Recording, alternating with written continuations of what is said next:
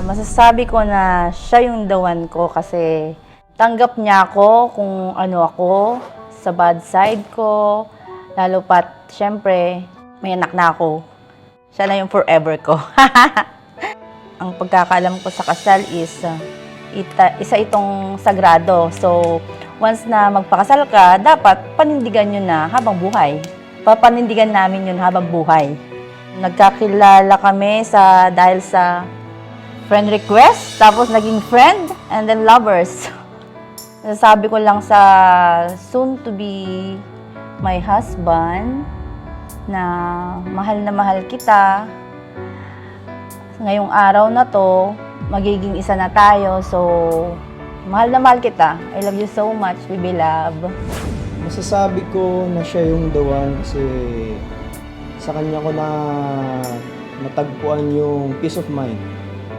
Wala, parang nakompleto ako. Ganun.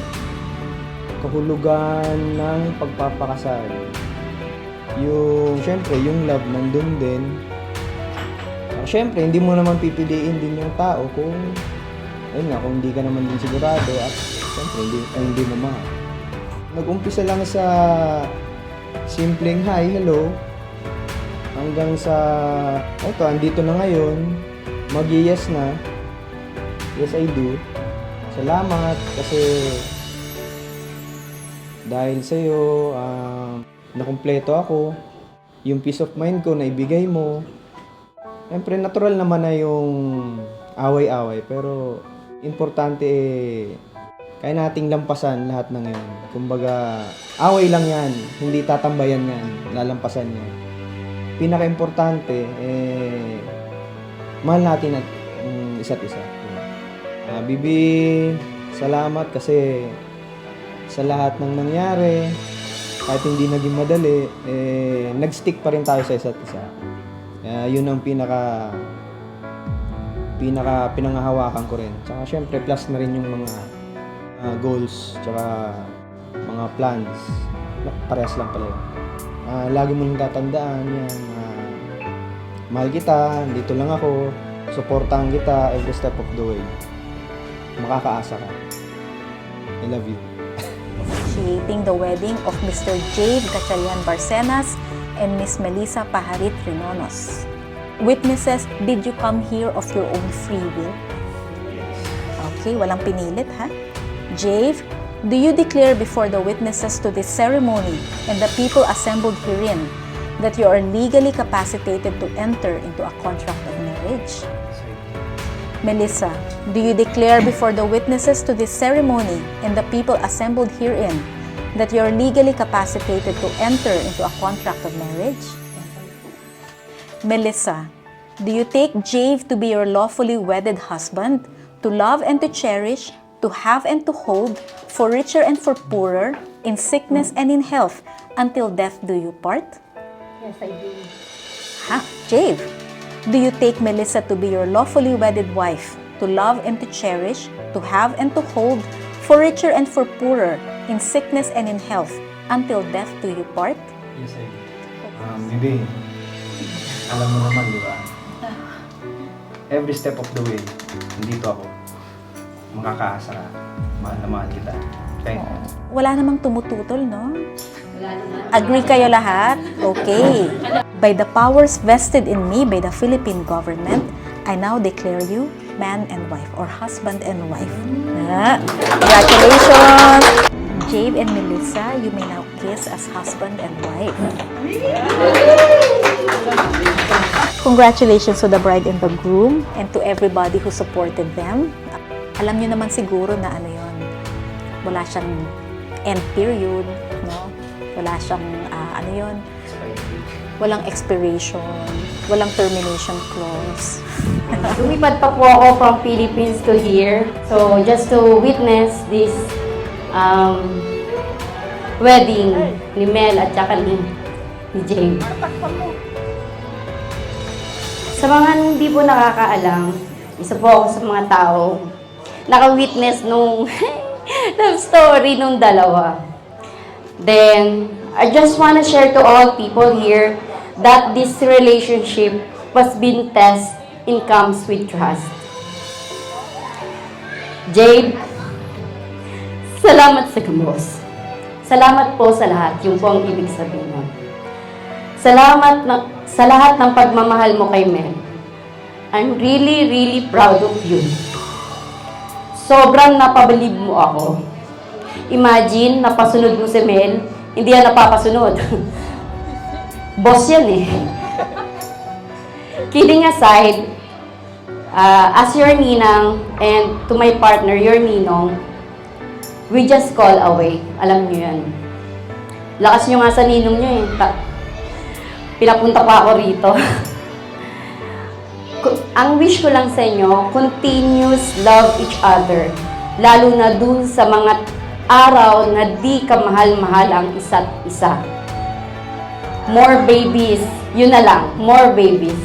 Okay, on behalf of the PBE family, we extend our heartfelt congratulations to Jade and Mel, whose love story has blossomed into a beautiful union.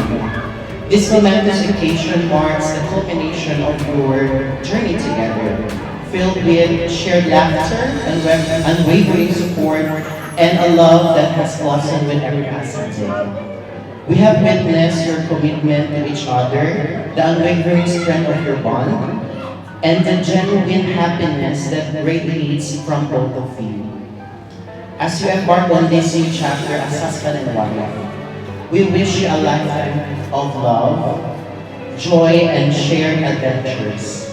May your home be filled with laughter, your hearts with warmth, and your lives with the unwavering support of your families and friends. Congratulations, Jade and Mel, and this beautiful milestone, your love story inspires us all.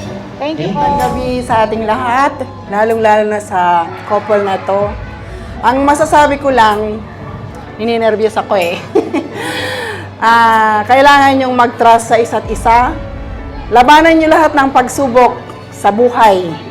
Kasi bilang mag-asawa, maraming darating na pagsubok. Huwag kayong susuko. Kung meron mang di pagkakaintindihan, huwag nyong ipaumaga, kailangan pag-usapan ninyo. Yun lang ang masasabi ko. At saka, inaanak, huwag kayong magsisinungaling sa isa't isa. Congratulations to our newlyweds, Jade and Melissa! Best wishes! Masasabi ko lang, Melissa, yung init ng ulo mo lagi, huwag pinapairal, ha? Magpakabait at andito lang lagi ako pag kailangan nyo. Kuya, pero wag mo na isasauli sa amin si Mel, ha? Masakit na kasi yung ulo ng tatay ko sa kanya, eh. Bayaw, tsagaan mo na lang si ate. Ayan ang Lalo na pag alam mong nakataas na yung kilay. Matakot ka na. Matakot ka na talaga. Kuya, hi ate. Congrats sa wedding day nyo and good luck sa married life nyo. And welcome Ate Mel sa Personas family and sana madagdagan na po pamangkin ko. Joke lang. Birthday ko na din po after 1 week. Joke lang din ulit. So, basta yun, good luck po and welcome po sa Personas family. Mel, congrats sa wedding nyo. Reminder lang, marriage is a lifetime commitment. So, good luck sa next journey ng life ng dalawa. Congrats ulit. Congratulations, Jade and Mel. Wishing you a wonderful journey and build your new life together. Happy wedding day. See you soon. To the man who never fails to support me, my Philly love, James Barcenas. Maraming salamat for loving me this much. Person and someone I never expect to have in my life. From that living testimony telling me regardless of when there are times that I am a very unlovable, you love me despite every imperfection and despite of all my toyo and papa. At sa panibagong chapter natin bilang mag-asawa, tulad ng dati, dapat nasa center pa rin natin si God. I hope to always choose you no matter what. Ikaw ang pipiliin ko sa araw-araw at ikaw ang mamahalin ko habang buhay. I love you. Bibi, pasensya na, maikli lang tong naisulat ko. Tsaka tinagalog ko na din kasi pogi lang daw ang nag-English. So here's what I wrote for you. First of all, sobrang thankful ako kasi kinumpleto mo ang buhay ko. Kahit na hindi naging madali ang lahat para sa atin, pero tignan mo naman, andito na tayo ngayon. Alam mo na kahit di ko man sa'yo banggitin araw-araw, wala akong bagay na hindi gagawin para sa'yo. At lagi mong tatandaan na andito lang ako para umalalay, susuporta, magsisilbing inspirasyon at motivation mo para maabot mo lahat ng pangarap mo. Asahan mong hindi kita papabayaan, mga ngakong lagi kang sasamahan, sa hirap at ginhawa, balungkot man o masaya.